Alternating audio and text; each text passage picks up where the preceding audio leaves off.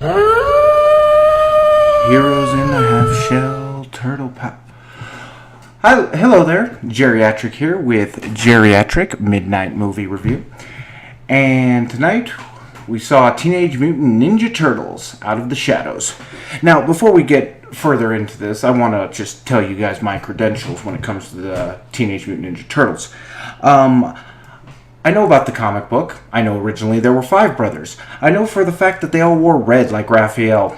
I realize also that the comic was a lot darker than what we're used to. I remember watching the premiere in 1987 of the Teenage Mutant Ninja Turtles animated series. I had all the figures, including the Technodrome, every variation they could come up with, even that Hawaiian one, which was just kind of weird. When I was a kid, I used to eat my pizza with very strange toppings, such as potato chips and even chocolate, because the Turtles ate it and it sounded really good to me. I remember sitting as a child in the theater when the first Teenage Mutant Ninja Turtles movie came out and thought to myself, wow, this is dark. I remember Secret of the Ooze. I saw Vanilla Ice saying, "Go Ninja, go Ninja, go." And I saw as the Turtles travel back in time in Teenage Mutant Ninja Turtles 3, Turtles in Time.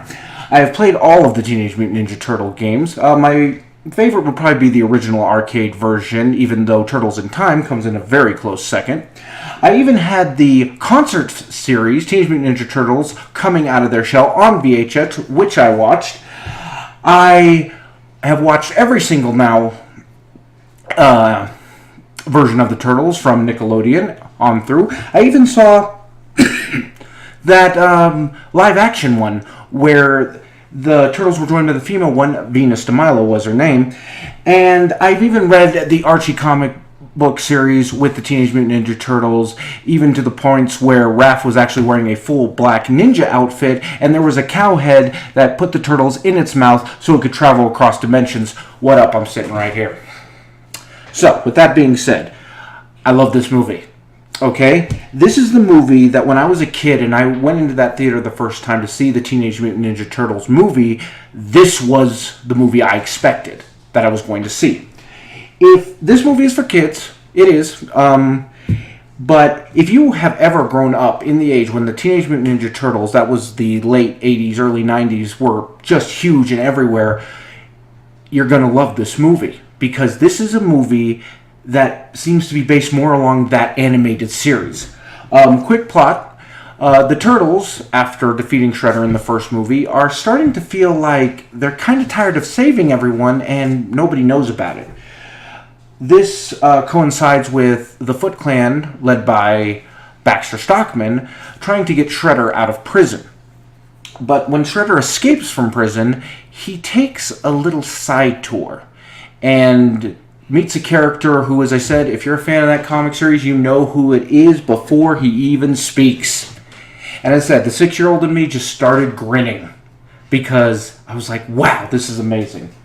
What a lot of people have seen in the previews is, of course, Bebop and Rocksteady. The Rhino and the Warthog. Quick reminder, if you were confused on which is which, remember that Rocksteady starts with an R, and that's the Rhino. They're played by Seamus and Michael Anderson, and they are just dumb as a bag of rocks, and I say that with all respect, because that's who Bebop and Rocksteady are. They're not smart, they're not vicious killers, they're just 2 guys that Shredder got to turn into these mutants so that he could battle the Turtles. And they're dumb, and they want to be dumb. If you read any critic review who says, well, I don't think that Bebop and Rocksteady would serve no purpose, they were just completely stupid, that's what they're supposed to be. So, they did it great. April O'Neil, of course, Megan Fox, is back, joined by Mr. Arrow himself, Stephen Amell, as Casey Jones, and plays Casey Jones a little closer to the comic book version of who Casey is. He's got anger problems, he's got a hockey stick, and he knows how to use it. The jokes are funny. The action sequences are amazing. I actually saw it in IMAX 3D, which totally enhanced the whole experience. And as I said, this movie is just fun. You know, if you ever feel to yourself that you're getting too old and that you've let yourself become too an adult, and you know about the Ninja Turtles when you were a kid, go see this movie. You're gonna be happy, and you're just gonna have a great time. Honestly, I didn't find anything wrong with this movie. It was exactly what a movie version of the animated series of Teenage Mutant Ninja Turtles should be. And I think you're going to like it. There's some language, of course, violence, nothing that ever gets too serious, so bring the kids and show them something that you loved when you were a kid. So, this is, of course, Jerryactric for Jerryactric Midnight Movie Review, telling you, if you're not going to the movies, then what are you doing with your life? No, I saw the announcement. It's very exciting, Gary. Yeah, Paintivity is going to E3. That is amazing. That is cool. See, even the dogs are excited about it. Yeah. Well, no, what happened was, I got her a Loot Gaming for a gift, and she just happened to win.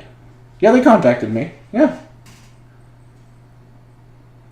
What do you mean you would have just taken it and not told her? Gary, I wouldn't do that to my wife. Well, when's the last time you've been on a date? 1996. I'll tell you, Gary, that is just, that is a real shocker. But I had to get this off my mind. I am going to E3 in 2 weeks. So, yeah, I'm going to be tossed in the pit.